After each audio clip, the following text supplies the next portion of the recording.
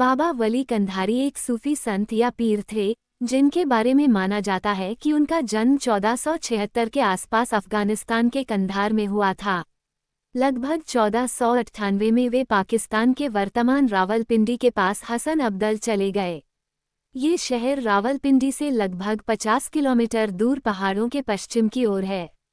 यह एक बहुत ही पहाड़ी इलाका है, जहाँ कुछ जगहों पर जमीन से प्राकृतिक फव्वारे या झरने बहते हैं। पास की एक पहाड़ी पर 714 मीटर की ऊंचाई पर वली कंधारी ने एक प्राकृतिक फव्वारे के पास एक छोटा सा घर बनाया और बस गए। यहाँ का पानी बहुत साफ था और इसलिए शहर के लोग इस फव्वारे से पीने का पानी लेने आते थे। आसपास ताजे पीने के पानी का कोई और स्रोत नहीं था। फव्वारे का पानी फिर पहाड़ी से नीचे छोटे शहर में चला जाता था। कंधारी वहां आने वाले साधारण लोगों को उपदेश देते थे। जल्द ही उन्होंने अपने घर को एक छोटे से सामुदायिक भवन या डेरा में बदल दिया। लेकिन जैसे जैसे समय बीतता गया, वह अहंकारी होता गया और इस्लाम स्वीकार न करने वालों के साथ भेदभाव करने लगा। उन्होंने इस डेरे का इस्तेमाल अपने धर्म का पालन करने वाले लोगों की सहायता करने और गैर विश्वासियों को दंडित करने के लिए किया।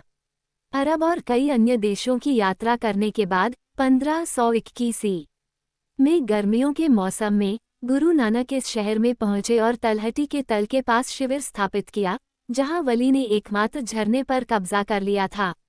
जब उसने देखा कि लोग गुरु नानक के घर आने के बजाय उसके इर्द गिर्द इकट्ठा हो रहे हैं, तो वह बहुत क्रोधित हुआ। इसलिए उसने झरने के पानी को शहर में बहने से रोक दिया। लोग निराश हो गए। वे और उनके मवेशी बिना पानी के कैसे रह सकते थे। उनमें से एक समूह बाबा वली कंधारी के पास गया। उन्होंने उनसे विनती की कि वे पानी को पहले की तरह बहने दें। लेकिन बाबा वली कंधारी ने गुस्से में कहा, अपने गुरु के पास जाओ, जिनके पास तुम अब रोज जाते हो, और उनसे पानी मांगो। लोग गुरु के पास गए और उन्हें पूरी कहानी बताई।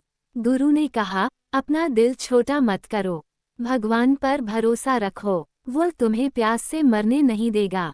गुरु ने तब भाई मर्दाना से कहा, जाओ और बाबा वली कंधारी से विनती करो कि वह शहर में पानी बहने दें। भाई मर्दाना गुरु के निर्देशानुसार कई बार वली के पास गए, लेकिन वह पीर का दिल नहीं जीत पाए। हर बार मर्दाना वापस लौटकर गुरु को कहानी सुनाता। गुरु ने कहा, अपना हौसला मत खोना, भगवान महान और दयालु हैं।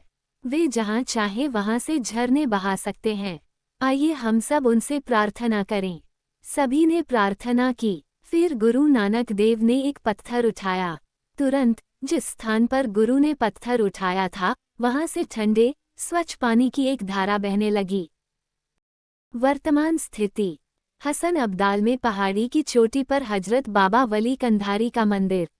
अब गुरुद्वारा पंजा साहिब से जाने वाली पहाड़ी की चोटी पर 15वीं सदी के मुस्लिम संत बाबा वली कंधारी, जिन्हें बाबा हसन अब्दाल के नाम से भी जाना जाता है, से संबंधित एक ध्यान कक्ष है।